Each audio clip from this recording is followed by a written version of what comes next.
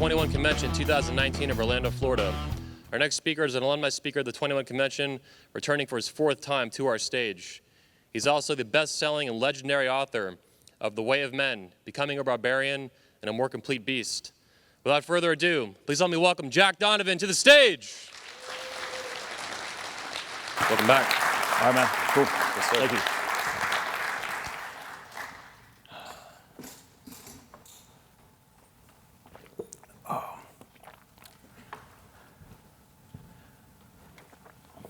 So, manly idealism. Why are most of you here today? You're here because you want to be better men, a better version of yourselves. You have an idea of yourself, a platonic form of man that you want to be more like. You want to improve. You want to create yourself. But how do you do that? Who creates men? When I announced that I was going to speak at this conference,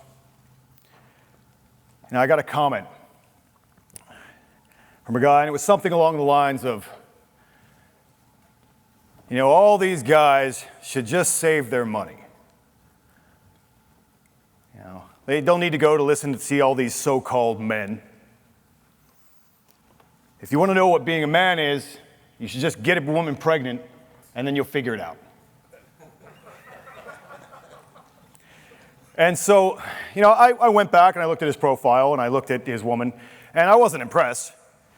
But it's worth addressing. It's a statement that I think if you write about masculinity and you talk about it, and whether you talk about it to your friends or whether you're me up here on the stage talking about it, it's something that maybe you'll hear a lot. And I've certainly heard it a lot over the years. It's an idea that you need a woman to make you a man.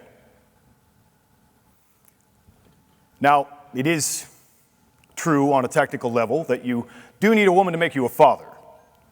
I can't really deny that. But fatherhood and masculinity are not exactly the same thing. There's a lot of overlap, and I think a good father is, being a good father is an expression of being a strong man. But I was a delivery guy in Portland for years, and I can tell you I've delivered ellipticals and treadmills to a lot of really effeminate men who happen to have children. And on the same, the other side of the spectrum, the trailer parks and ghettos are full of slobs. Terrible excuses for human beings, let alone men, who have at some point managed to get a woman pregnant. So logically speaking, it doesn't carry that making, a woman makes you a man by becoming pregnant. And, at the top of the spectrum, I've met a lot of guys who have seen combat and tier 1 operators and men who have fought in the UFC. And a lot of them don't have children. And you can call them, you can say, hey, you're not a man to those guys, but I'm just going to stand back and watch.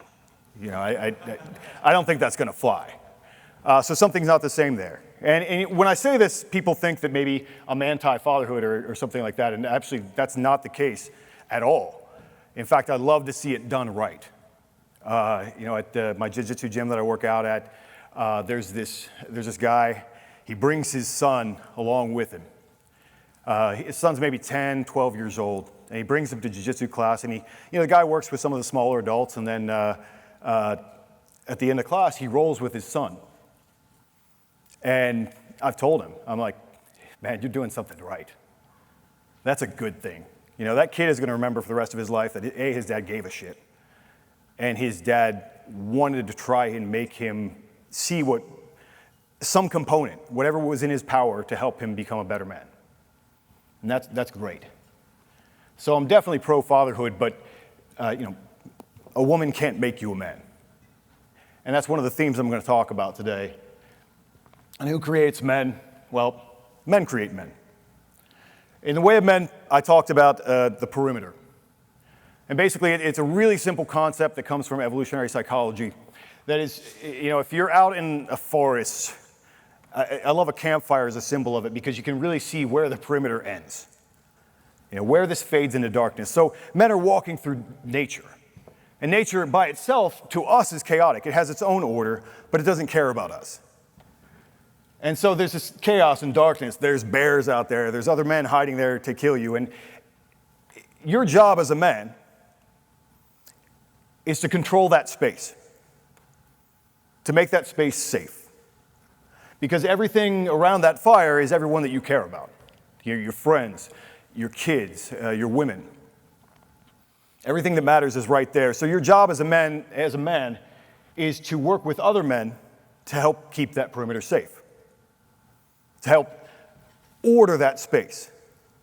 Because there's chaos out there, but you're creating order inside here so that human life can survive. And women may help with that, they may not, but women have a different value to men. A woman doesn't have to really do anything if she's hot, because she has a value to men that has nothing to do with her ability to hunt, fight, or do anything else. But men, I think that this is why we care about being men so much, is because we've always had to function in that group of men on that perimeter. That's been our job, and if you can't do that, well, what good are you? So, and briefly, in that book, I talk about something called tactical virtues, and those are the qualities that I think that men needed from each other, and they're still how we judge men today. If you say if that guy is more masculine than that guy, you're judging him according to these tactical virtues. Is he strength, courage, mastery, and honor? Is he strong? That's pretty self-evident. That's one of the basic characteristics of masculinity. Is he courage? Is he going to be able to take risks when you need him to take risks? If he's fighting, boars are scary, let alone an aurochs, if you have to take that down to bring food back into the protected space. He's going to fight other men to save your women from being raped from the other tribe. Mastery, obviously he has to be competent in doing the job, all the skills that are necessary to do that job. And honor, the most basic definition of honor is that you care about what your honor group, your group of men, thinks of you. That's your reputation and you need honor in that group because that's how men trust each other. Like, is he gonna go off and do something, cowardly and make us all look bad, maybe get one of us killed? And, honor is oftentimes makes you do something that you don't want to do, but the other guys are depending on you. And it's been really it's been great for me over the years. I wrote this all, and it was all theory to me, but I've done some firearms training and so forth with different guys who have actually seen combat and worked in units and been under stress, and they're like, I've seen them teach the class. They're not even trying to do this, but they're saying these exact things in different words. If you're with this guy and everybody here is depending on you, you have to have your shit together. You have to have the skills necessary because you can't fuck up. Because if you fuck up, one of us dies. And they all say this, and so it's been really cool to hear that said back to me over the years. But I'm going to go back to this kind of primal space, this chaotic space. And, we go into nature, and as I said, we create order. That's one of the fundamental things that men do, is, nature, you take down these trees. You might, make some shelters, cut some wood for fire. You see what plants you can use, harvest some of the animals. Take that space and make it useful for you. And if you fly over the world, as many of you have today, or within the past week, over 30,000 feet, you see how man has ordered his world. All these little geometric shapes of this is where we're going to have corn, and this is where we're going to have wheat, and this is where we're going to have an airport, and this is where we're going to have a public park. Men create order in their world. And we do that as well with language. Imagine giving someone directions. You're going on a hunt with your primal buddies, and You have to give them directions, but without language, your directions are and so we have to create, mountain, tree, river, concepts that help us make our space more useful. And then it becomes a question of bigger concepts. And when we apply this skill of creating order, we also do it to our own minds, because that's chaos too. We have all these hormones that give us thoughts and feelings and emotions, and we use words to describe them, to make sense of them, to put our consciousness in order. And that's really what myth and philosophy and religion and psychology, that's really what they all are. Is stories, a way to make sense of this chaos in here, to describe the world around us in a way that makes sense, in a way that's useful. So, and I think throughout time you see the stories change, right? One religion comes, another one goes. Sometimes it's because the king converts, sometimes it's because a variety of reasons. Maybe that story was no longer useful.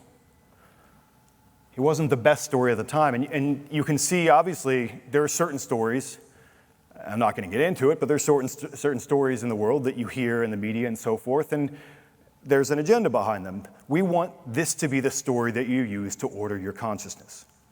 We want you to perceive the world in this particular way. So this is my favorite Carl Jung meme.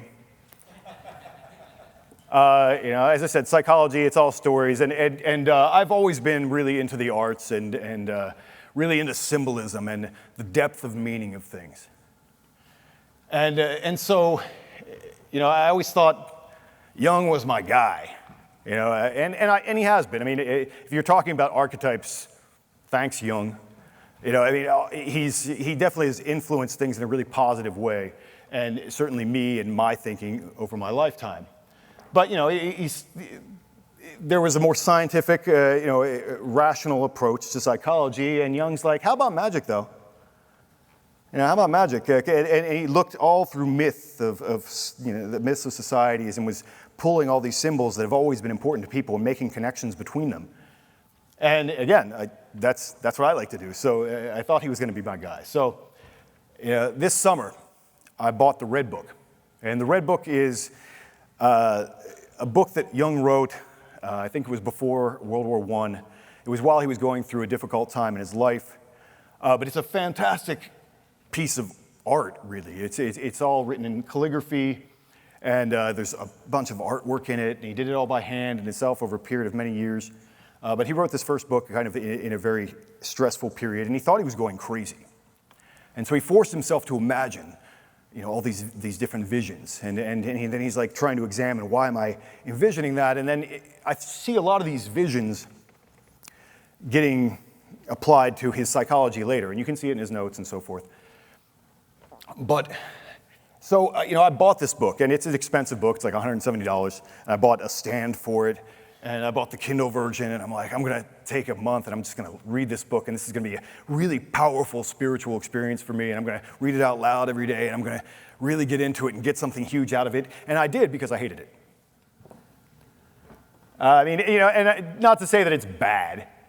You can look, through the Red Book, and I could quote thoughtful and true statements from the Red Book on Instagram for the next 6 months. It's great stuff, but there are two concepts in it that bugged me. And Jung's been so influential, and I'm like, how much of these concepts, A, is he understanding something that's been going through Western society for a long time, and B, in presenting them and filtering them out through his work, how much influence has he had in that's maybe negative? And so those two concepts are the feminine soul and the murder of the hero. So the feminine soul, that was the first thing that triggered me. I'm reading through this, and Jung talks about, he's talking to the spirit of the depths, which is, it's this eternal voice, and eternal sense of truth. And then, he said, and then my soul reaches out to me, and she said, she? I'm like, really? I'm like, why do you think your soul is a woman?